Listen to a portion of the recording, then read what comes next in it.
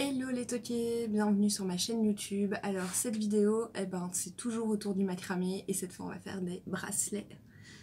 Voilà, je vous les montre, les petits bracelets. Donc c'est ce qu'on appelle en macramé le nœud plat. Et donc voilà, je ne vais pas parler plus et je vais directement vous envoyer vers le tuto. Je vous fais plein de bisous ensoleillés. Bisous les toqués.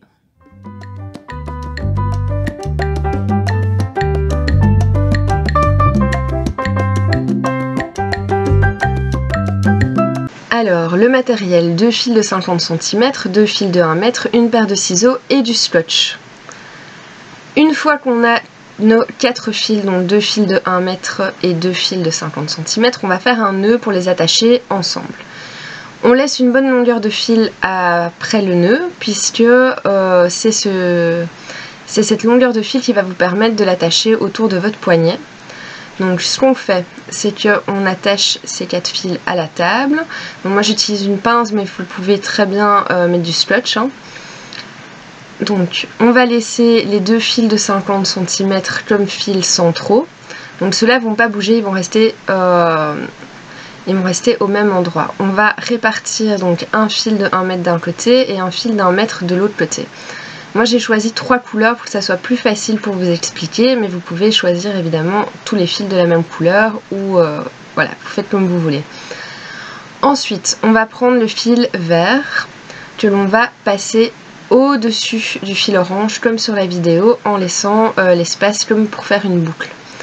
Voilà. Après on va prendre le fil rose que l'on va passer au-dessus du fil vert.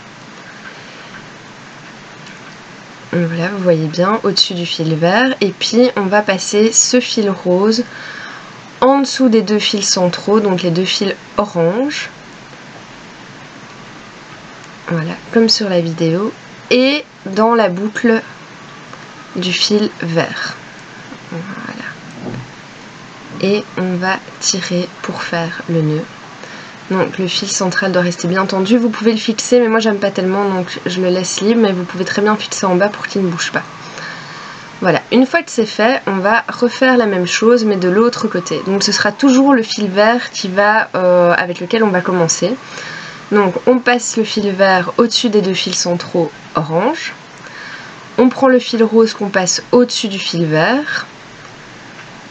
Ce fil rose va passer en dessous des 2 fils centraux orange et va ressortir dans la boucle qui est formée par le fil vert et on va tirer pour faire le nœud. Voilà, on met bien les nœuds les uns à côté des autres, donc on serre bien jusqu'en haut et on fait en sorte que les fils centraux soient bien tendus. Donc je vous remontre encore une fois.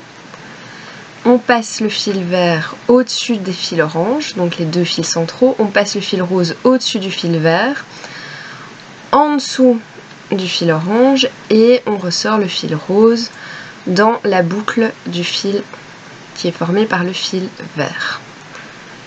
Et on tire.